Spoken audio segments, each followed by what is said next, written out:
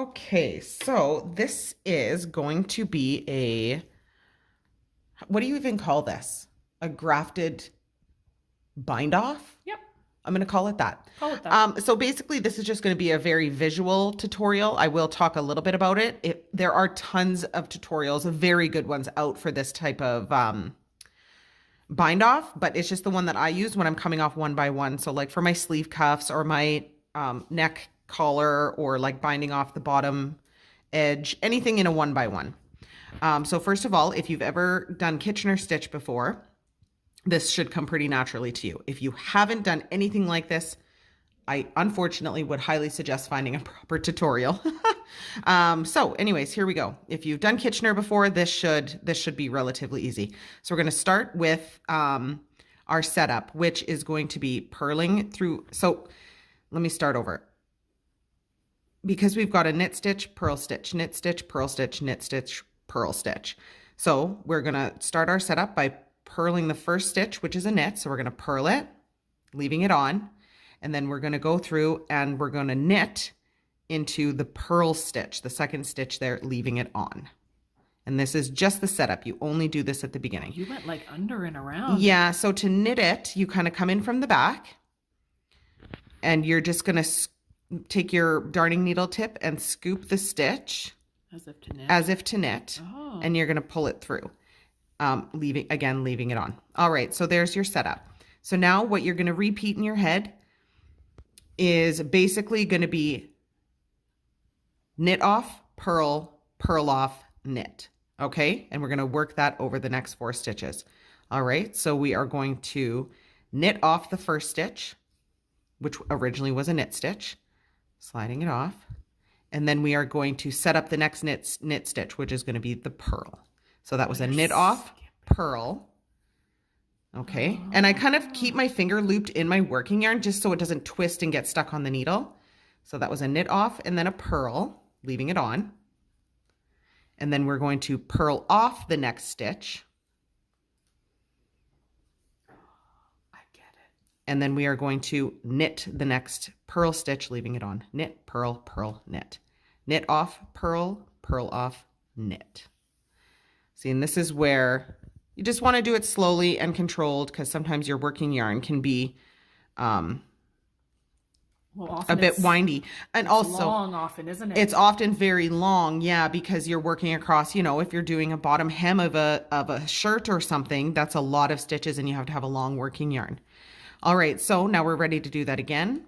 So we're going to knit off the first stitch. So that one's off. So we're going to knit off and then purl the next knit stitch. So we're skipping one, purl. Then we're going to purl off the next stitch coming up here. Purl off. And then every time I do one, I kind of do this so I'm not bunching up my edge. And then we're going to knit into the next stitch, leaving it on. And again, this is the hardest one, is to come in between the 2 stitches and scoop that purl stitch as if to knit and pulling it through the back. And then I generally just kind of, like I said, I stick my finger in there to catch my working yarn just so it doesn't get all twisted. So that looks nice. So is this the bind off then where sometimes they're separating the knits and purls on different needles? Yeah. So it's the same thing. You're just dealing it on one needle. Yeah. So essentially what people do, let's pretend that this is a needle. So we've got the next stitch being a knit. I would actually have to do it with 2. Well, you don't have to do it. Yeah. So you kind of separate them, like you take one off and then with another needle, you take the next one off. And kind of then you'd have both your needles parallel, like a Kitchener stitch. Parallel, and then you're actually Kitchenering it. All your purl stitches that are facing you, all your purl stitches go to the back. Okay, yeah. So you're just skipping that step. I'm skipping that whole step and doing it directly off the needle. If you find that maybe you want to try that method, is just taking an extra. Usually, I would have 2 DPNs. Do you have 2 DPNs by chance? I have to pause. Okay, let's pretend that these are, let's pretend these were DPNs and not actually fixed. So I would just then hold them parallel, and the knit would go off and the purl would go off.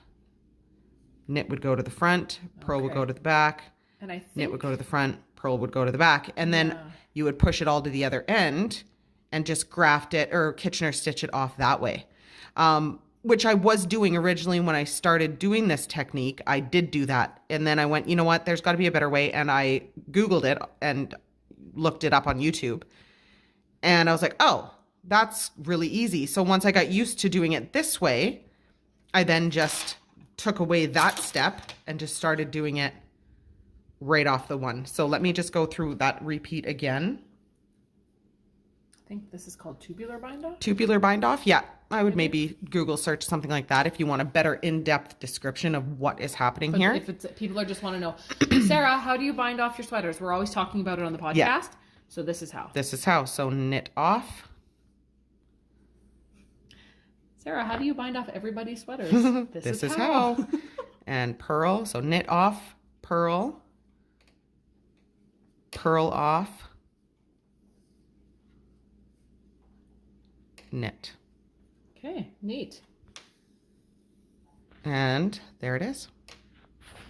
It's hard to see on this yellow. Yeah, it is. It's kind of blowing out, but okay, that's how I do it. Awesome.